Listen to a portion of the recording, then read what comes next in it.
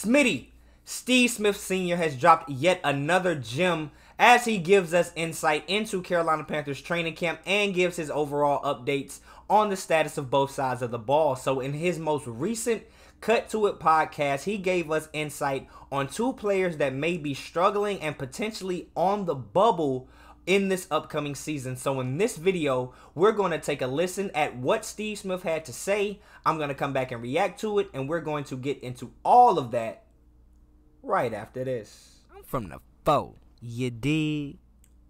Welcome to The Way I See It with Jamario Rashad. This is a Carolina Panthers fan channel. Please do me a favor by hitting the like button, and please make sure you subscribe as I am on my road to 3K, trying to continue to grow my channel before these games get started very, very soon. Now that that's out of the way, let's go ahead and get to what Smitty had to say. So if you have not tuned in to the most recent episode of the Cut to It podcast, Steve Smith Sr. was just continuing to give updates from what he's seen at Carolina Panthers training camp. But what caught my ear and stood out the most to me was there were two players that Steve Smith is not very high on. But instead of giving you a summary of what he had to say, I'm actually going to let you listen to what Steve Smith had to say about these two players, be it tight end Ian Thomas and outside linebacker, defensive end, however you want to categorize them, Yetur Gross-Matos. So we're going to listen to what Steve had to say, and then I'm going to come back and react. So let's go ahead and listen to Steve. Hurst flipped the script, tight ends. It's going to get real interesting. I think it's Hayden Hurst's job to lose. Ian Thomas, 6-year player out of Indiana, shows flashes. That's all he shows is flashes, not consistent. Right? He'll make a great play, and then he'll drop an easy routine catch. Did that yesterday in one-on-ones. So, do you still get the shows like what year does that expire? Because you just said year 6 shows flashes. It's like how long? And 6 years is a very long career, but how long do you get that? Well, here's what I mean. He's in his 6th year, and they just picked up a free agent in the same year. Yeah, 6th year. Yeah, so what does that tell you? Whoever they feel more comfortable with is who's staying on the team. Whoever they feel can be more consistent in their role. Yep. When they pick up somebody in your position with the same year you've had, better get on that jugs machine. Yeah, they're screaming at you. They're letting you know loud. They have spray painted all along the wall. Yeah. Yeah. Now, what's interesting is they need to find someone, or they'll have dual situation where Gross-Matos, Marquise Haynes, those two guys are kind of duel it out. And because Gross-Matos is a real interesting thing. He got the starting gig last year in his 4th year out of Penn State, super athletic, 6'5", 265 pounds. He became the starter last year under Matt Rule because of the loss of, he went to Philly.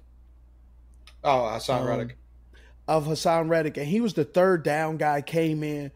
He was a situational player that became the starter. And I'm always weary of situational players that became the starter because situational players will show flashes. But right. That flash doesn't mean that's how you're going to play every single time. That's what I'm worried about. And he didn't have the big plays that he had, flash plays, the year before. Last year he only had 2.5 sacks. He had more than 2.5 sacks as a situational player. Yeah. And is that just the wear and tear of playing more downs, playing different situations, or could it be a bunch of things? He's not there yet. Okay. I think he's a full-time situational player. Which, as a guy trying to get after the quarterback, I think we've seen a lot more teams try and have a lot more looks, especially trying to get after the quarterback. You're seeing deeper rotations along the front 7. I don't see them as like a 60, 70 play guy. No, I don't see him as the guy that can help create pressure with Agent Zero. Right. I think he can help create pressure situationally with Agent Zero, but not first, second down. I think he's more of a third down specialist guy. Okay. So there you have it. That is what Steve Smith had to say about Ian Thomas and Yetur Gross-Matos. So I'm going to start with Ian Thomas. So first off, my reactions to this are I just pretty much totally agree with with everything that Steve had to say. But my take on this is Ian Thomas, like, I'm not at camp, so I don't have the firsthand knowledge to say this, but I have watched each and every snap for pretty much the entirety of my life, or as far back as I can remember. Ian Thomas stopped showing flashes a long time ago. Ian Thomas has played 5 seasons in the NFL, and each year after his rookie season, which was his best, you could look at some aspect of his game statistically where he has continued to regress year after year. Now in 2018, we still had Cam Newton. We were still potentially trying to make a run before he suffered that shoulder injury. What happened is Greg Olsen unfortunately went down with injury. This guy stepped up or stepped in. I'm not gonna say stepped up. He stepped in, and we force-fed him the ball because we were so used to utilizing the tight end in that current play style that we had in that offense that we were using. So since then, since Ian Thomas has had an established role on the team, he's pretty much been relegated to just being universally regarded as a good blocker, which I really don't care about. If you're going to be a good blocker, you have to be able to catch the freaking ball as well, and that's something that he hasn't been able to do like throughout his career ever. He's never had 2 touchdowns. He's never had 350 yards in the season, and as I mentioned, he's pretty much just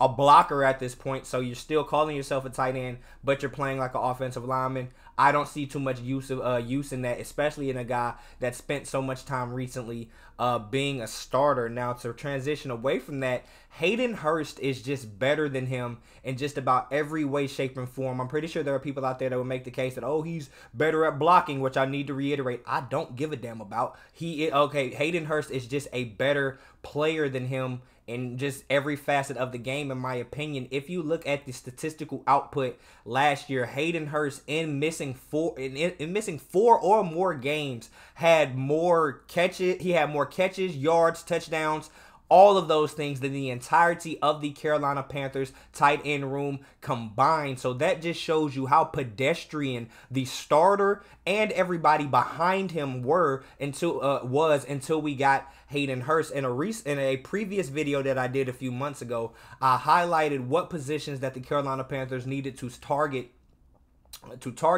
in the 2023 NFL draft, and high up on that list was tight end. Why did I say that? Because I looked back just a few months before that, and I looked at the 4 teams that were in the NFC and the AFC games respectively.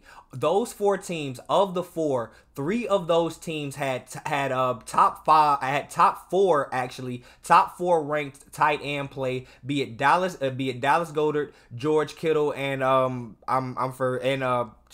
I'm forgetting, but all of those guys were up there. And then you had Hayden Hurst, who, if he had not missed the games that he had missed, would have been on a similar trajectory to be in that top 5, and that can be seen as a direct correlation to a positively run and oriented offense that is effective, that is suited well for a quarterback. Usually the tight end is somebody that helps in that tremendously. Ian Thomas has not been able to do that at all. So when you look at Steve and you hear Steve say we brought in Hayden Hurst, who's a guy in his 6th year, to replace a guy who is also in his 6th year. This is what I'm about to say is not to downplay Hayden Hurst at all, but it's just to make a point. Hayden Hurst in his 5 years has been replaced on each and every team that he is signed to so far. Mark Andrews took his job with Baltimore. They drafted Kyle Pitts in Atlanta to replace him, and the Cincinnati Bengals didn't bring him back this year. So you have a guy on his 4th team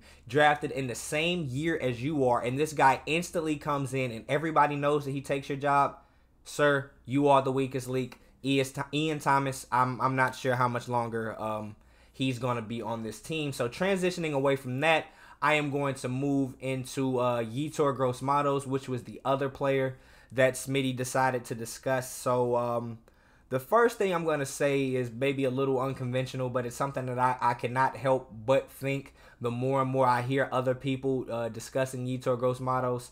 The signing of Hassan Reddick to the Carolina Panthers is probably the worst thing that has ever happened or will ever happen to Yetur Gross-Matos, because just similar to how players that are drafted one after another, where there's like some type of controversy as to who should have went first, they're always attached at the hip throughout their careers. Here in Carolina, no matter what that guy does, as long as if he is never able to replicate the level of play that we got out of Hassan Reddick, it will just simply never ever be enough, man. So like, that 1 year we got out of Hassan probably ruined every possible year that we're gonna ever get out of Yetur, because he's just simply not good enough. So it's not just the fans that continuously think and ponder on that. It's the guys and the people that are actually in the building, the likes of a Steve Smith, that actually think along those same lines as well. So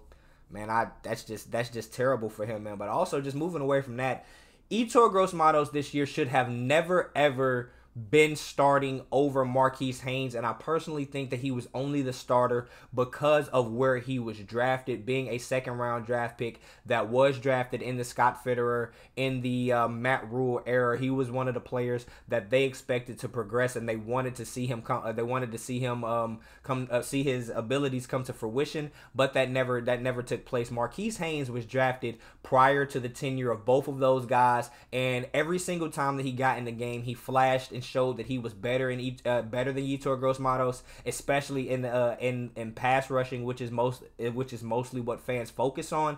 Marquise Haynes should have always been out there, and Yetur should have continued to be a situational player despite where he was drafted. If the best man gets on the field, which we know is not always true, if that were true, Yetur would not ever have been starting. Now, to give you just a little context into why we are so upset, Steve is just so upset and just saying he plays better as a situational player. Up until this point in his career, Yetur Gross-Matos has played 1,573 defensive snaps. He has 8.5 sacks. I'm going to say that again for dramatic effect. He has 1,573 defensive snaps, and he has 8.5 sacks. That is absolutely ass, terrible, putrid, la basura. Just trash. That's just terrible, man. So as of yesterday, if you did not watch my recent video or you have not seen the news, we brought in veteran 34-year-old four-time Pro Bowler outside linebacker Justin Houston, who there is much debate right now on Twitter, or at least on my timeline, whether or not Justin Houston was brought in to be the starter. Whether that's the case or not, we can say for certain that Yetur Gross-Matos is his role is going to significantly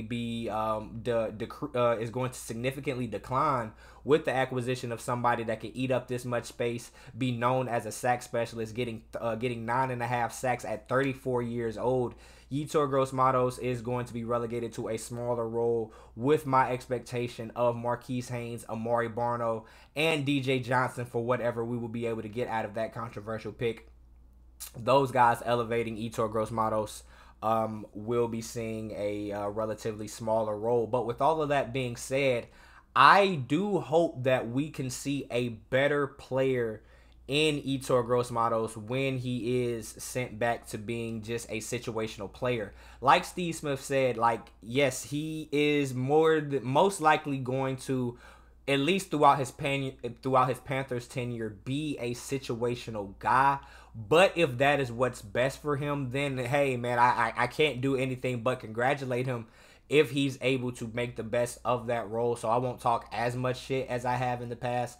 But if he's still terrible, I will continue to pile on, because as fans, that's what we're allowed to do, man. But whatever you all think, man, or what do you all think about this topic, man? Steve Smith gets real about the two weakest links on the offense and the defense, Ian Thomas and Yetur Gross-Matos, man. What do you all think about what Steve had to say? What do you think about my comments, man? Whatever you think about this entire video, be sure to leave your comments down in the comment section, and I will chop it up with you there. But until next time, I am Jamario Rashad. This is the way I see it, and I'm out. Peace.